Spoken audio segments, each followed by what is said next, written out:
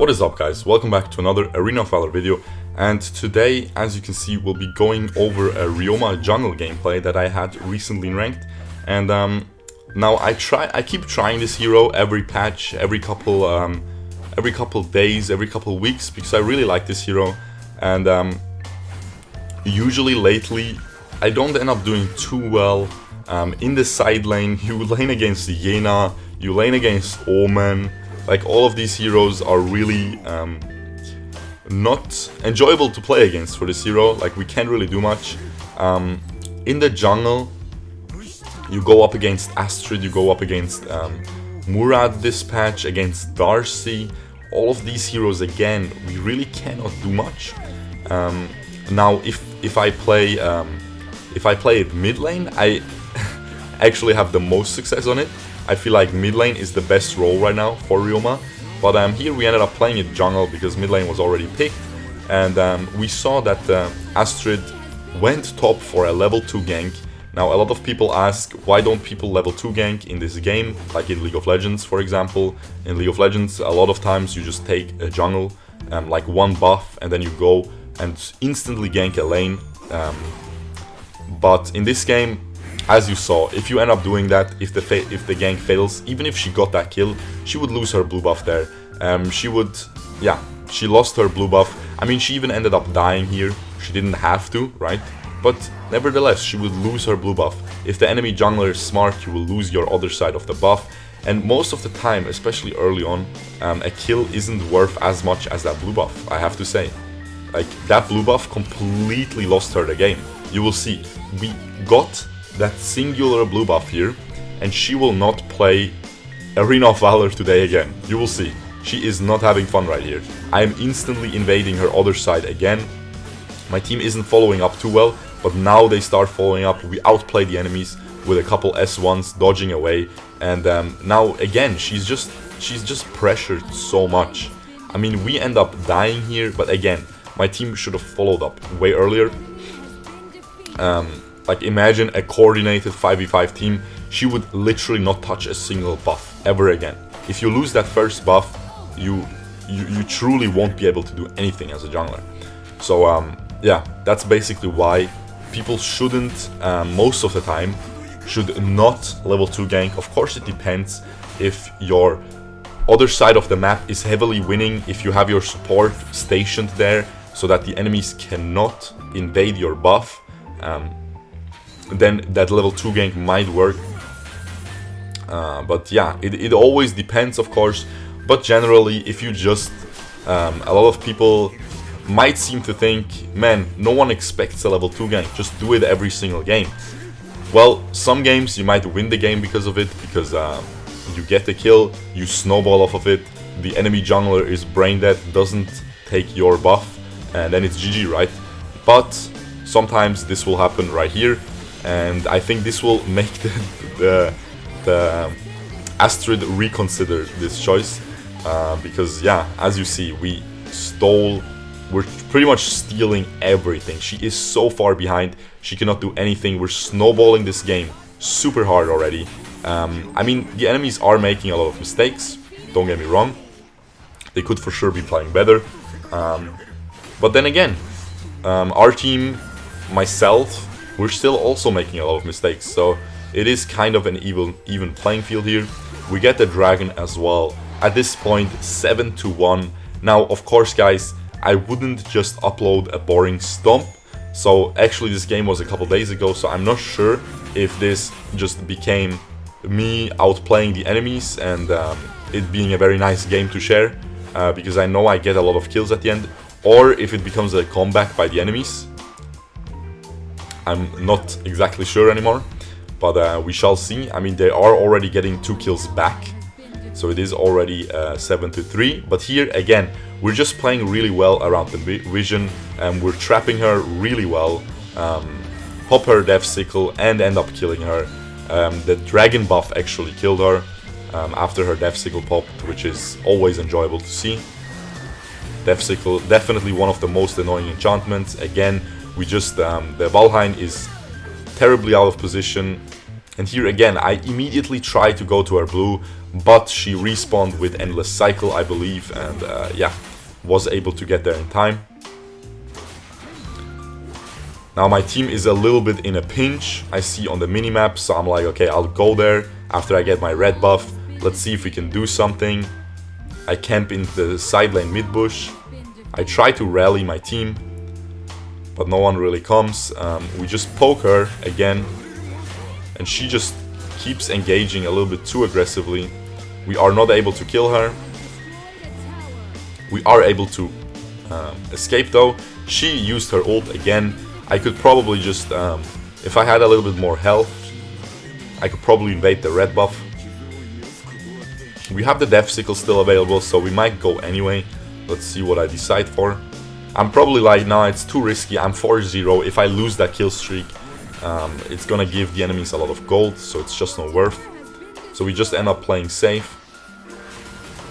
Here I see she's dead anyway, so I'm not gonna go there. I would just arrive and she would already be dead, so I wouldn't get anything out of it. Now again, I will probably just camp this side lane bush. I mean this side mid lane bush. See, this guy overextends again. We're just able to kill him. Playing around the vision again, and here again, I sniff the blue buff is probably spawning soon. You know, I didn't even time it, it's just in my gut feeling at this point.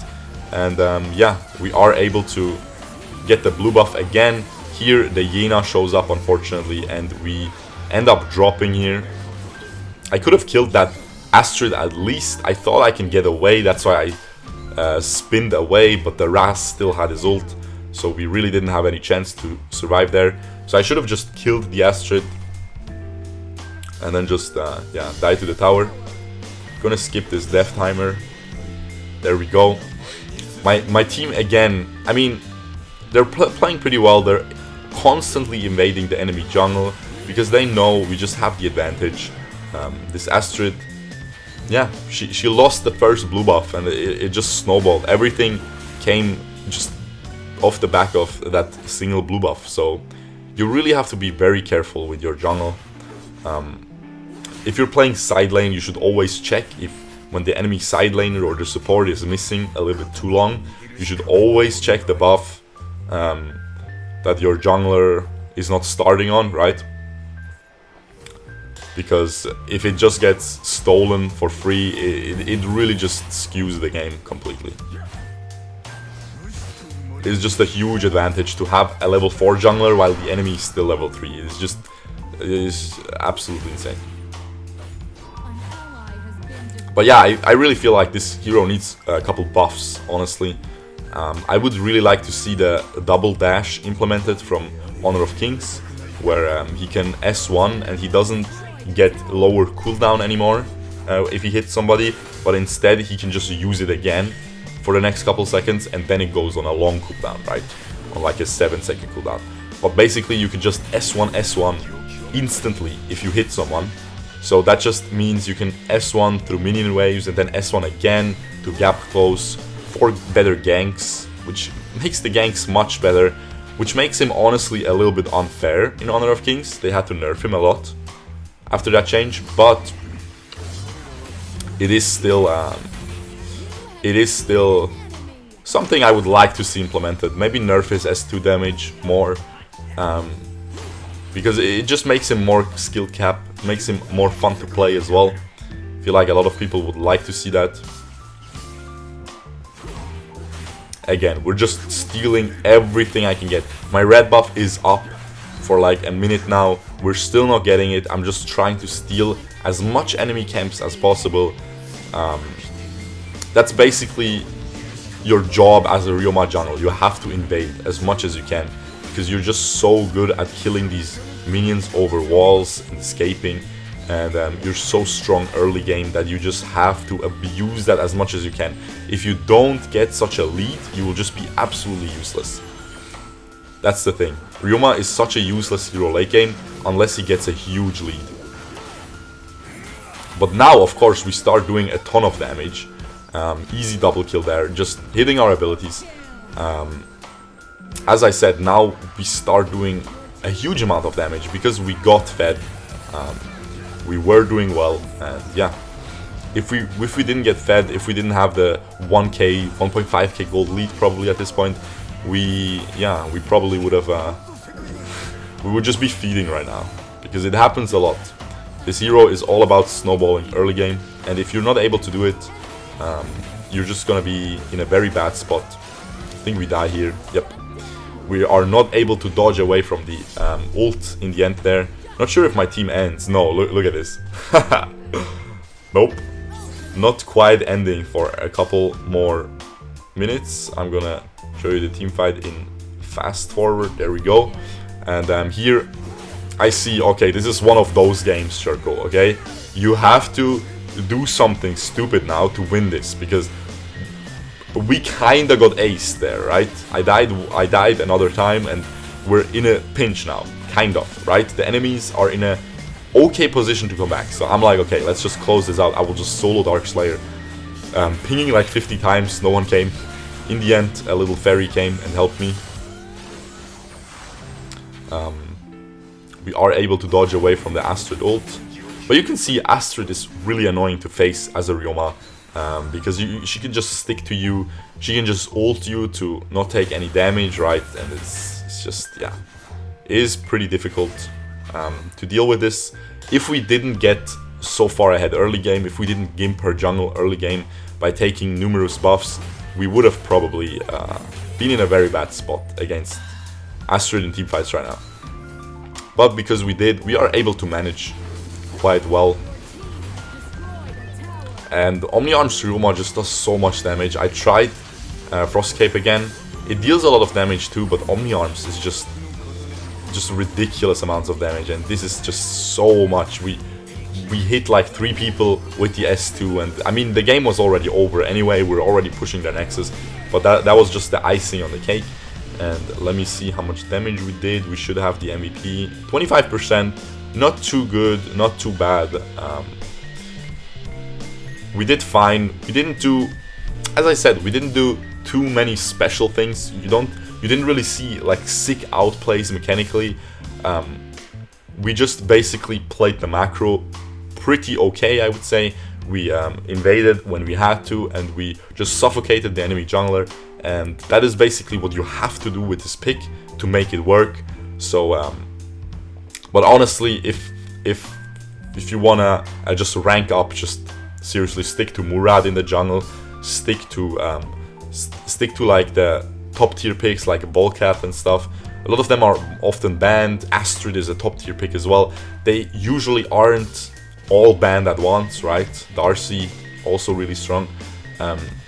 So just stick to those. If you really love Ryoma though, and if you're really good at him, then you really should think about invading a lot, invading the enemy red buff. If you're playing against Murad, always invade the enemy red buff as Ryoma. If you get that, you can win the game. Otherwise, it's pretty much, if both junglers just get their level 4 at the same time, you are in a huge disadvantage. So yeah, I hope you guys enjoyed this. I hope you learned something. And if you did, leave a like. Other than that, I'll see you guys tomorrow. Peace out, boys. Bye-bye.